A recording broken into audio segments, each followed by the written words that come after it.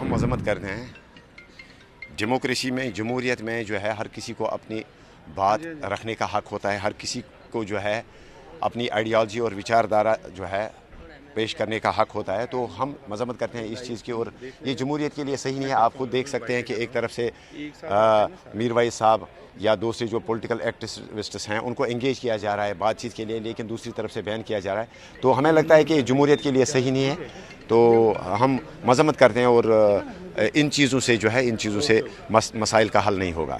سر جس طرح محبوبہ مفتی نے بھی ان کو کنڈیم کیا ہے, جو بین کیا, بالکل ہم بھی مذمت کریں. آپ دیکھ لیجئے کہ ہماری جو پارٹی ہے عوامی اتحاد پارٹی, پچھلے 10 سال سے جو ہے ہم الیکشن کمیشن آف انڈیا میں جو ہے ہم نے اپلائی کیا رجسٹریشن کے لیے.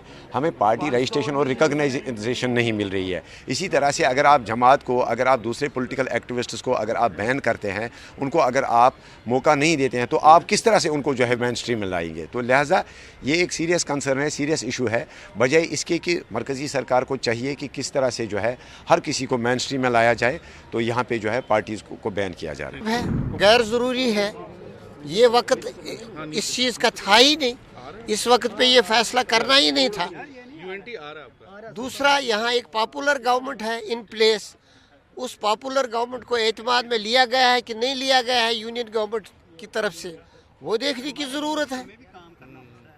اور ہم یہ کہیں گے کہ اب اس میں ٹھہراؤ کی ضرورت تھی, رکاوٹ کی ضرورت تھی ایسے اقدامات میں. پھر سے وہی شروع.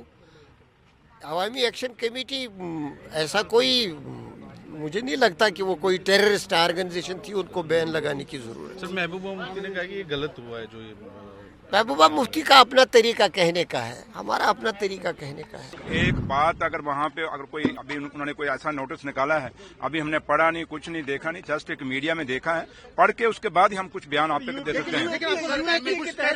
میں نے کہا جب تک ہم نے اس کو سنا نہیں, اپنی آنکھوں سے دیکھا نہیں, میڈیا کے تھرو ہم نے سنا ہے, اور جب تک ہم خود نہیں دیکھ لیتے کیا ہے, اس کو ایگزامن نہیں کر لیتے, اس کے پہلے میں کیا بیان دوں گا آپ کو. محبوبہ مفتی جی کیا کہتی ہیں ان پہ میں نے تو ریئیکٹ نہیں کرنا. ہم سرکار ہیں, سرکار نے سوچ کے ہی بولنا ہے. وہ کچھ بھی بول سکتی ہیں کیونکہ ان کے پاس اب بچا کچھ ہے نہیں, اور صرف وہ اپنی سروائیور کی لڑائی لڑ رہی ہیں اور اپنی پارٹی کو زندہ کرنے کی کوشش کر رہی ہیں. لیکن وہ کہیں کہ ایسے اوٹ پٹانگ بیان دینے سے وہ سروائیو ہو جائے گی پارٹی, دوبارہ نہیں ہوگی. لوگوں کے مدوں سے بات کرنی پڑے گی.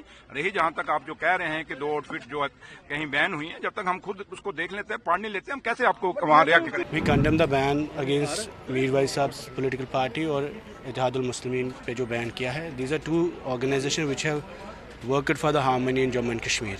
اور میر وائس صاحب has recently tried to advocate dialogue, tried to engage with the parliament delegation also on waqf issues.